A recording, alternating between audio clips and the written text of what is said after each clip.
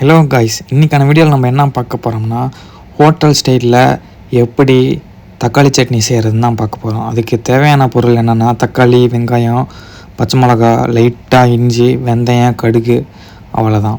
அப்புறமேட்டு மிளகாத்தூள், எண்ணெய் ஊற்றிக்கிறோம். அதுக்கப்புறம் பச்சை மிளகா, இஞ்சி, அதுக்கப்புறம் வெந்தயம், கடுகு அதெல்லாம் போட்டு அது பண்ணிக்கிறோம். அப்படியே பார்த்திங்கன்னா லைட்டாக அது தாளித்தது பொரிஞ்சு வந்ததுக்கப்புறம் நாம் வெங்காயம் ஆட் பண்ணிவிட்டு நல்லா வணக்கிறோம். நல்லா மீடியமாக அது சாத்தி ஆகிற அளவுக்கு நல்லா இது பண்ணிவிட்டு லைட்டாக உப்பு போட்டு வணக்கிறோம். அப்போ தான் அது நல்லா சீக்கிரம் வணங்குறதுக்காக உப்பு போடுறோம். நல்லா வெங்காயம் வணங்கினதுக்கப்புறம் தக்காளி போடுறோம். தக்காளி அதே மாதிரி வணக்கிட்டு தக்காளி கூடவே நம்ம மிளகாத்தூள் ஆட் பண்ணுறோம்.